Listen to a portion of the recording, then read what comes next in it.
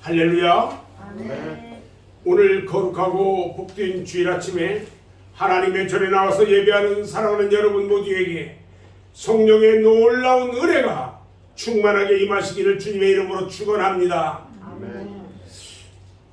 오늘은 이사야서 40장 1절로 11절 말씀을 통해서 외치는 자, 전하는 자, 말하는 자, 이런 제목으로 함께 말씀의 은혜를 나누려고 합니다.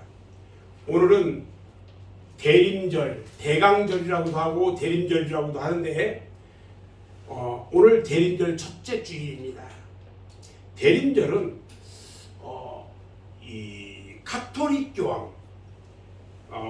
교황이었던 그레고리우스 1세 때에 대림절을 사주로 정해서 지키기로 했고요.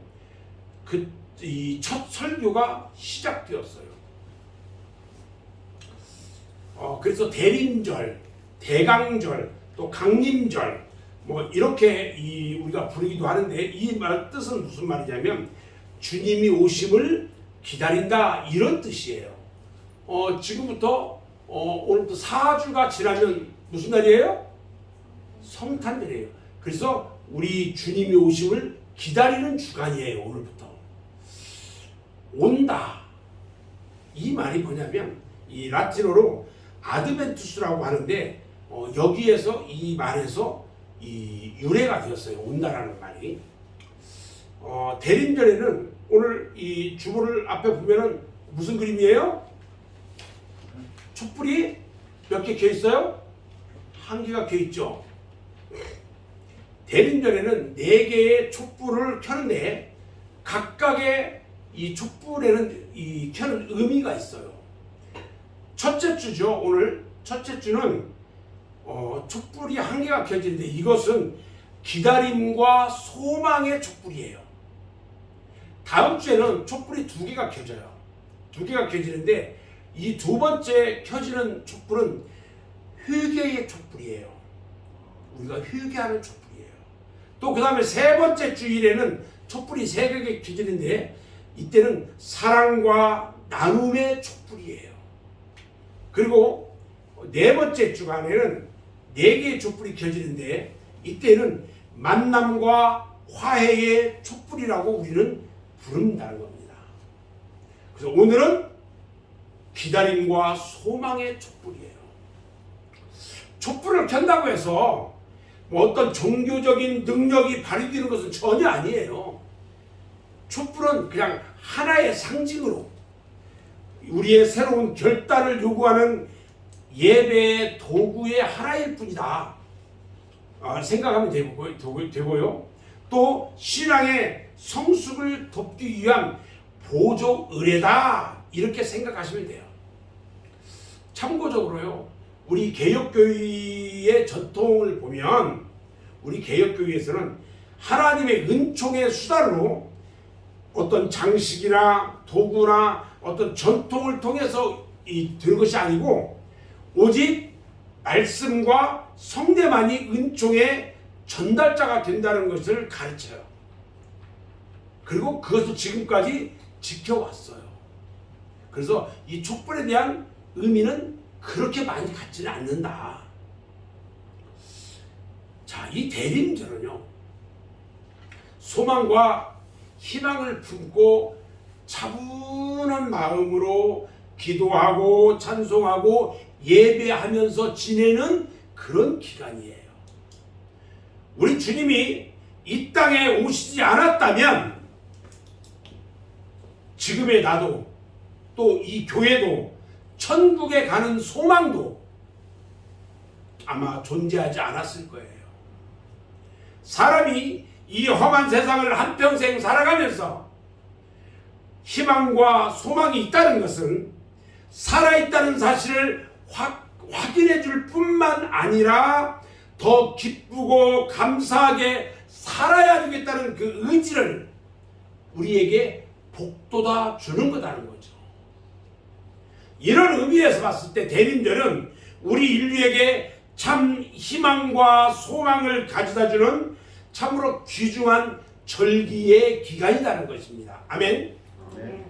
오늘 이사야 본문 말씀을 딱 보면은 맨 위에 40장 1절 위에 딱 보면은 소 제목이 하나 나와 있어요. 뭐라고 써 있어요?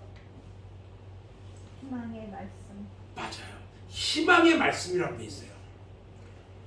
이사야 예언서는요. 이사야서는 예언서예요.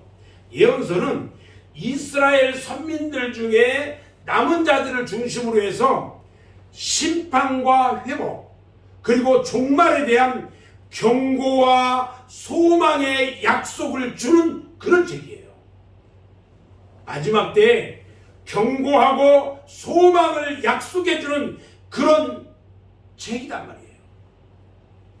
특히 오늘 본문이 있는 40장부터 마지막 66장까지는요.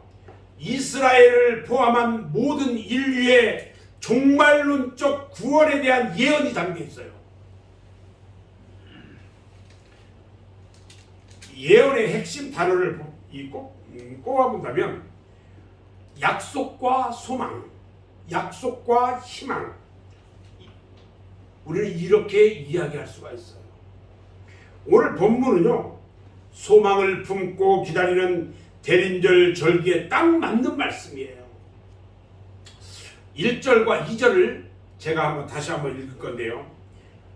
너희 하나님이 이르시되 너희는 위로하라. 내 백성을 위로하라. 너희는 예루살렘의 마음에 닿도록 말하며 그것에게 위치라. 그 노역의 때가 끝났고 그 죄악이 사함을 받았느니라. 그의 모든 죄로 말미암아 여호와의 손에서 벌을 배나 받았느니라 할지니라 하시니라. 자, 여기 보면요. 1절 시작이 너와 나 사이가 아니라 뭐라고 그랬어요? 너희의 하나님 그랬어요. 잘 봐야 돼요, 성경을. 너희의 하나님, 너희의 하나님. 이 표현에서요, 이미 하나님은 이스라엘 백성들을 멸망의 슬픔과 포로 생활의 고통에서 벗어나게 해주시고 예전처럼 함께할 수 있는 화목의 관계로 회복시켜 주겠다는 희망을 예고하고 있다는 거예요. 대단히 중요해요. 여기서 너희라고 불리는 그 대상 속에는요, 중요한 두 가지 의미가 있어요. 하나는요, 너희라는 대상을 가리켜서 남은 자들이라고 불러요. 남은 자들은요, 예루살렘이 바벨론에게 멸망하고 모든 민족이 분산되고 포로로 끌려간 상황에서도 아브라함으로부터 조상 대대로 주어진 언약과 나는 너희의 하나님이며 너희는 나의 백성이라는 하나님의 약속을 굳게 믿고 회복의 소망으로 인내하며 기다리는 자들을 말한다는 거예요. 그래서 너희는 누구냐? 기다리는 자들이에요. 두 번째, 너희라는 대상이 또 있어요. 두 번째, 너희는 누구냐? 지난날의 죄악들을 후회하고 자비하면서 흘린 눈물은 아마도 강을 이루었을 정도였을 겁니다. 너희는요, 죄에 대한 뼈저린 징계를 경험한 자들, 죄를 죽도록 미워하고 참여하는 자들, 사랑의 하나님을 보고 살기를 간절히 원하는 자들, 즉 너희는요, 돌이키는 자들이에요. 하나님은요, 너희에 해당하는 소망과 휴게를 경한 자들에게 반드시 회복의 은혜로 역사하여 주신다는 것입니다. 아멘. 오늘 본문 1절에서 하나님이요, 너희는 위로하라. 내 백성을 위로하라고 했어요. 위로받는 대상은요, 남은 자들이에요. 여기에서 위로해주는 너희는 아마도 선지자들을 지칭하는 말씀 같아요. 하나님은요, 선지자를 통해서 내가 너희의 하나님으로 다시 찾아왔으니까 백성들에게 이를 알려주면서 마음껏 위로해주고 마음껏 다시 나를 향하여 얼굴을 들고 나오게 하라고 선포하고 있었던 거예요.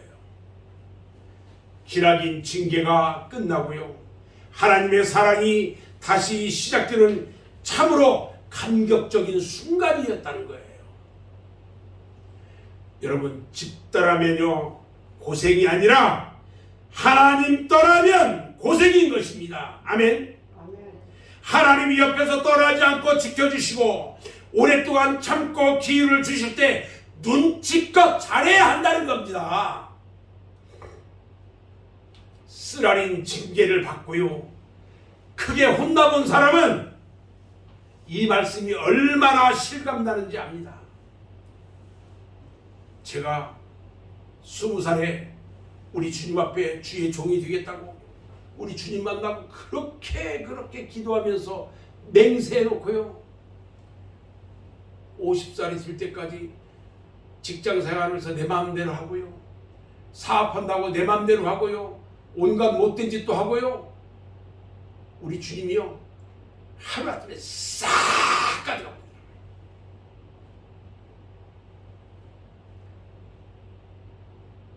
아무것도 없어요. 우리 하나님이요 다시 주님 앞에 돌아와서 회개하고 온전히 주님만을 위해서 살겠다고 회개하고 다짐하고 주의 길을 가니까 주님이 다시 붙잡아 주셨어요. 그래서 지금 제가 있는 거예요. 징계를 받아보고 혼난 사람은 다시는 그 길을 가지 않는다는 거예요. 우리 맑은색 교회 우리 성도들도요 징계받을 일이 생기기 전에 그럴 일이 있으면 참여하고요 속히 돌이켜서 하루의 위로도 받고 늘 천국의 소망의 은혜를 누리는 그런 삶을 살아가면서 이 시대의 남은 자들이 다 되기를 주님의 이름으로 축원합니다. 아멘. 오늘 1절에서요 회복의 소망을 주신 하나님께서요 2절에서 선지자들에게 명령합니다. 빨리 가서 회복을 약속받은 백성들에게 3가지 기쁜 소식을 전하라는 거예요. 3가지 기쁜 소식을 전해라. 회복의 소망을 주셨던 그 하나님께서 선지자들에게 빨리 가가지고 회복 약속받은 백성들에게 3가지 소망을 빨리 전해래요. 기쁜 소식. 3가지가 뭐냐면 첫 번째가요 지금 전쟁으로 인해서 다 포로로 잡혀갔거든요. 가서 노역을 해요. 이 사람들이. 노역의 때가 지났으니까 하나님의 은혜가 지금부터 새로 시작되었다는 소식을 전해라. 2번째는요 너희들의 죄가 다 사함받았으니까 죄 사함의 소식을 전해라는 거예요. 2번째가. 3번째는요 이들이 벌을 충분하게 받았으니까 이제 징계가 종료되었다. 이 소식을 전하라는 거예요.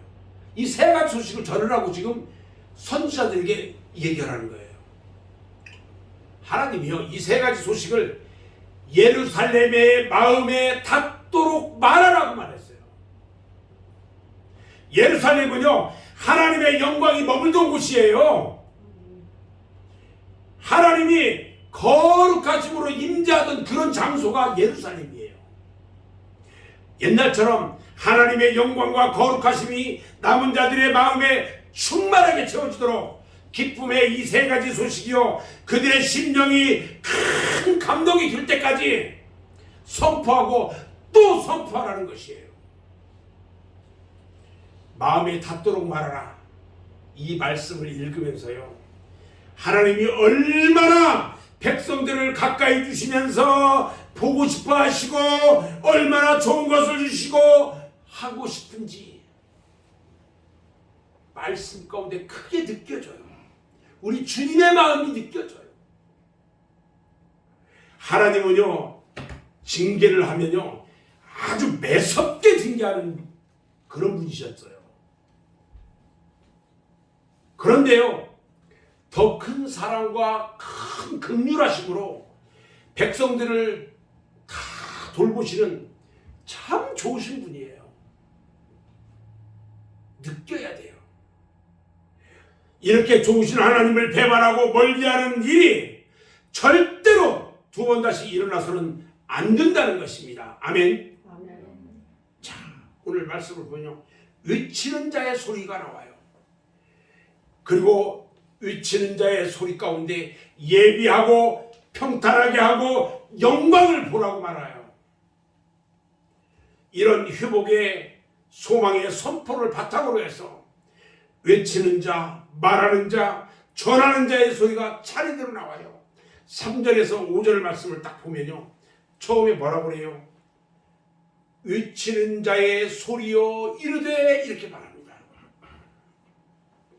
너희는 광야에서 여호와의 길을 예비하라. 사막에서 우리 하나님의 대로를 평탄하게 하라. 골짜기마다 도두어지며 산마다 언덕마다 낮아지며 고르지 아니한 곳이 평탄하게 되며 험한 곳이 평지가 될 것이요 여호와의 영광이 나타나서 모든 육체가 그것을 함께 보리라. 이는 여호와의 입이 말씀하셨느니라. 이렇게 말합니다. 외치는 자는요, 회복과 소망을 선포할 선지자를 말하는지만 시작에서는 누구냐면 세례 요한을 말해요. 3절부터 5절 이 본문 말씀에서요, 단순히 남은 자들이 돌아오는 역사적 사건을 염두에 두고서 머물지 않고요, 영원한 왕권을 가지고 영원한 나라로 인도해 주실 메시아의 출현에 대해서 예언하는 그런 말씀이라는 거예요. 이 말씀이 메시아의 출현에 대한 이야기예요. 외치는 자의 사명이 무엇일까요? 여호와 길을 예비하고 하나님의 대로를 평탄하게 하고 모든 육체가 여호와의 영광을 보게 될 것을 선포하는 것이라고 예언하고 있다는 거예요.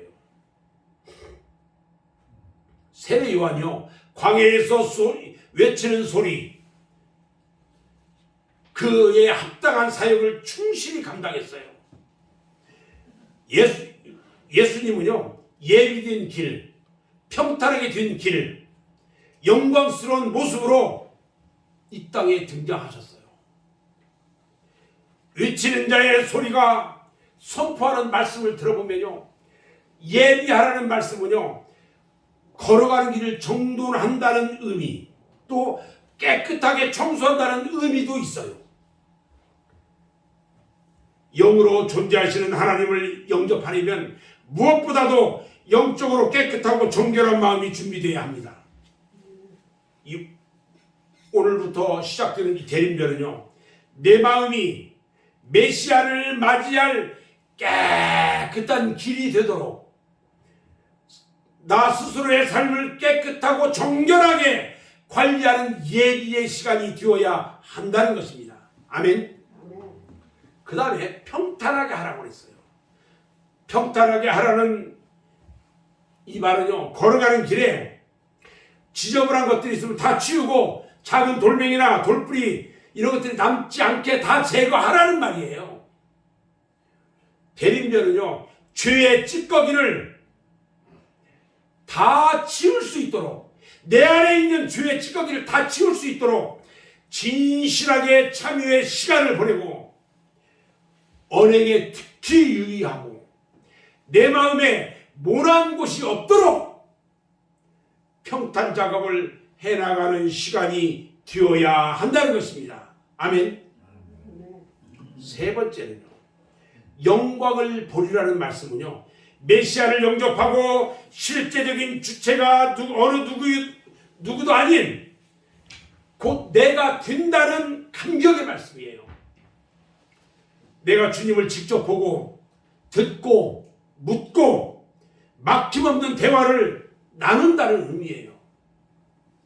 대림절은요, 영광의 주님을 내가 직접 볼 수 있게 된다는 확신을 가지고 기대하며 기다리는 시간이 되어야 한다는 것입니다. 아멘. 외치는 자의 소리는요, 시간을 초월해서 이 세 가지 말씀을 지금 이 시간에 큰 소리로 우리 모두의 마음에 지금 선포하고 있다는 것입니다. 우리 맑은 새교회의 모든 성도들은요, 예비하고 평탄하고 영광을 보게 되는 준비를 잘 하셔서 반드시 주님을 만나는 감격의 시간을 맞이하시고요. 또한 마음과 모든 염려 근심은 다 사라지고 하늘의 평안과 소망이 충만하게 임하게 해주시기를 주님의 이름으로 축원합니다. 두 번째, 말하는 자의 소리예요. 오늘 본문 6절로 8절 말씀에 말하는 자의 소리가 나와요. 말하는 자의 소리요. 내가 무엇이라 위치리까? 모든 육체는 풀이요 그의 모든 아름다움은 들의 꽃과 같으니 풀은 마르고 꽃이 시듬은 여호와의 기운이 그 위에 붑니라. 이 백성은 실로 풀이로다. 풀은 마르고 꽃은 시드나 우리 하나님의 말씀은 영원히 서리라 하라. 8절 말씀은요, 너무나도 잘 알려져 있는 말씀이에요. 말하는 자의 소리가 선포하고 있는 것은요, 말씀은 영원히 사라지지 않게 될 것이라는 거예요. 아멘. 그에 비해서 우리 유한한 인간의 육체는요, 불과 같이 시들어서 메말라가 소멸하게 될 것을 우리에게 들려주는 거예요. 여러분들이요, 우리 인간이요, 한낱 풀보다도 못해요. 때가 되면 다 시들고 다 죽어요. 길가에 나 있는 풀과 같은 존재단 말이에요. 육체라고 표현된 것은요, 단지 썩어 없어질 인간의 몸만을 말하는 것이 아니에요. 이 세상의 돈과 권력과 지식과 명예와 자존심과 어떤 자랑하는 것과 힘과 젊음과 건강과 풍요, 이런 모든 것들이 풀같이 사라지고 다 허무한 것들이라고 말하는 거예요.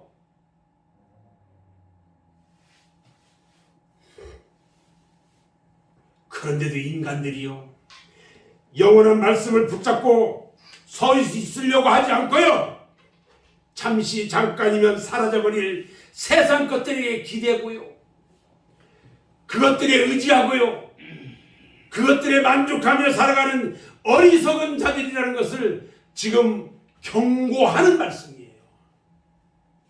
우리가 주님 앞에 섰을 때에 착하고 충성된 종아, 우리 주님 그렇게 말씀하시면서 잘했다 착하고 충성된 종아 하고 여러분들을 맞이하는 주님을 기대하셔야 돼요. 주님 앞에 여러분들이 섰을 때에 나는 너를 모른다라고 하면요, 이 세상에 내가 교회 다니면서 예수 믿었다고 어디 가서 얘기도 못해요. 교회는 다녔는데, 예수를 믿는다고 다녔는데, 주님 앞에 갔을 때 나는 너를 모른다라고 한다면 여러분 어떻게 하시겠어요? 지옥이에요. 그러면 잘하였도다 착하고 충성된 종아, 이런 음성을 주님으로부터 듣는 여러분 모두가 되시기를 주님의 이름으로 축원합니다. 아멘. 아멘. 여러분은 지금 이 세상에 가장 의지하는 것이 무엇입니까? 내게 있어서 가장 믿을 만한 것이 여러분들 남편, 아내, 자녀, 부모님들, 여러분들 가족일 수도 있고요, 또 친구나 지인일 수도 있고요, 또 돈이나 일일 수도 있고요, 여행이나 취미생활일 수도 있어요. 이런 것들이 세상 살다 보면 필요하기는 해요. 그러면 이런 것들과 비교해서요, 영원히 서 있는 하나님의 말씀은 여러분들에게 있어서 어떤 존재감으로, 어떤 위치에서, 어떤 영향력으로 자리 잡고 있느냐는 거예요. 말씀은 말씀이고 사생활은 사생활이죠. 뭐 꼭 중요도를 따라서 뭐 이거 따져야 됩니까? 만약 이렇게 묻는다면 그 사람은 이미 영원한 말씀을 우선순위에 두고 있지 않다는 거죠. 오늘 6절 말씀에 보니까요, 말하는 자의 소리가 나와요. 말하는 자의 소리가, 하나님께서 내가 무엇이라고 위치리까지 질문을 하니까 하나님이 풀은 마르고 꽃은 시드나 우리 하나님의 말씀은 영원히 서리라, 이렇게 말씀하셔요. 말라버리는 풀이나 시들어버리는 꽃, 곧 유한하고 언젠가는 죽어서 썩어질 내 육체가 우선순위가 아니라 영원한 하나님의 말씀, 곧 말씀이신 우리 주 예수 그리스도가 나의 구원자이시고 나의 왕이시고 나의 주인이시며 나의 참 소망이심을 날마다 선포하라고 말씀하시는 거예요. 우리의 입술은요, 영원하신 하나님을 찬양하는 데 사용되어져야 합니다. 아멘. 영원하신 말씀으로 나의 구원을 이루어 주시는 하나님께 감사하는 데 사용되어져야 합니다.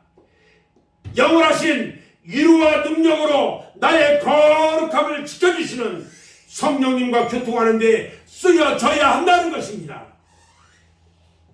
우리가 말하는 자의 소리가 우리에게 들려주는 영원한 말씀을 굳게 붙잡지 못하고 살아간다는 것은요, 잠시 흔들리는 위치가 찾아오는 것이 아니라 말라지고 시들어진 채로 아궁 위에 던져서 타버리는 들풀같이 영원히 버림받는 존재가 될 수 있다는 것을 알아야 하는 것입니다. 우리 맑은새 교회 모든 성도는요, 말하는 자의 소리가 선포한 대로 일평생 동안 예수 말씀 붙잡고 그 말씀을 잘 듣고 말씀대로 행하고 말씀대로 따라가고 말씀대로 인내하면서 삶의 마지막 순간이 오는 그날까지 온전한 대림의 시간을 채워나가기를 주님의 이름으로 축원합니다. 아멘. 세 번째는요, 소식을 전하는 자의 소리예요. 9절로 11절에 보면 소식을 전하는 자의 소리가 나와요. 아름다운 소식을 시온에 전하는 자요, 이렇게 나옵니다. 소식을 전하는 자가 선포하는 핵심은요, 강한 자가 오셔서 권능과 권세로 다스리시고 목자가 돼서 양떼들을 인도하실 것이라고 하셨어요.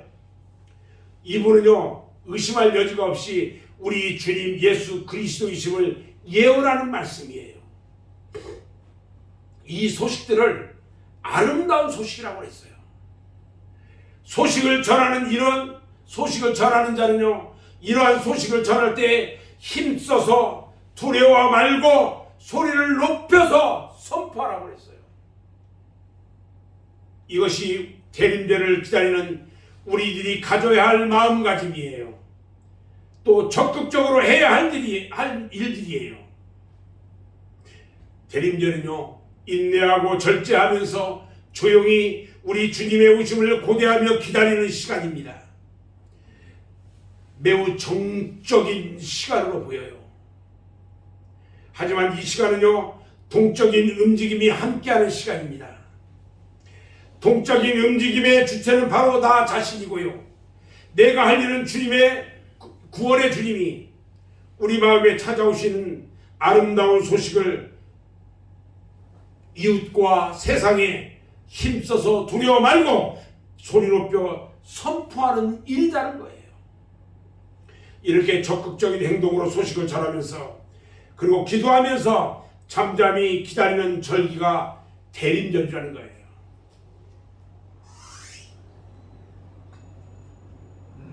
이것들을 충실히 전하는 자, 또 그렇지 못한 자,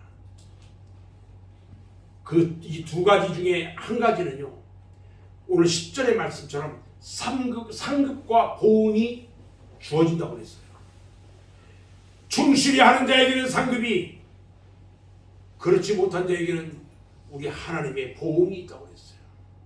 이번 대림절은요, 잠잠히 기다리는 것에 초점을 맞추는 것에서 벗어나서 적극적으로 기다림에 동참할 수 있도록 주변 사람들에게 아름다운 복음의 소식을 전하는 자의 소리로 잊혀지기를 바랍니다. 예수 이름에는요 권세가 있어요. 성령님은요 열심을 내는 자의 입술을 주장해 주신다는 것입니다. 아멘. 하고자 한다면 반드시 우리 모두를 축복의 통로로 사용해 주시고요. 그 결과도 아름다운 결실로 역사해 주실 것입니다.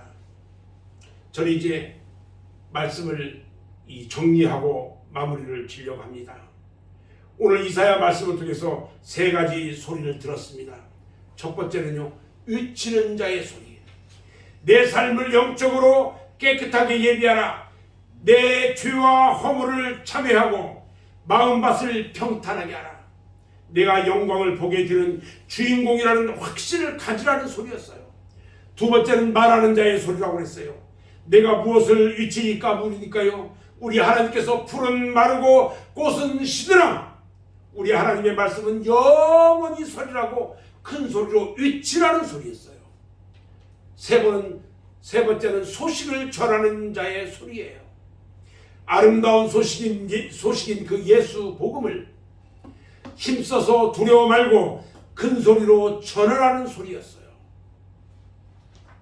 우리는요 말씀대로 살아가겠다고 수십 번 수백 번 다짐하고 고백한 사람들이에요. 오늘 우리에게 들려진 이 말씀이 대림절 기간 내내 우리 입술에서 선포되고 몸으로 실행되어지기를 바랍니다.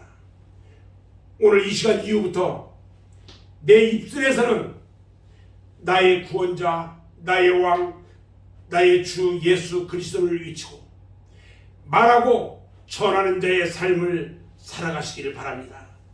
그래서 여러분들에게 기쁨과 소망이 넘치고 구원의 확신이 넘쳐서 주님 맞이할 그날을 고대하면서 매 순간마다 그분의 이름을 큰 소리로 선포하는 일에 최선을 다하는 대림절 승리의 기간이 되시기를 주님의 이름으로 축원합니다. 아멘. 기도하겠습니다.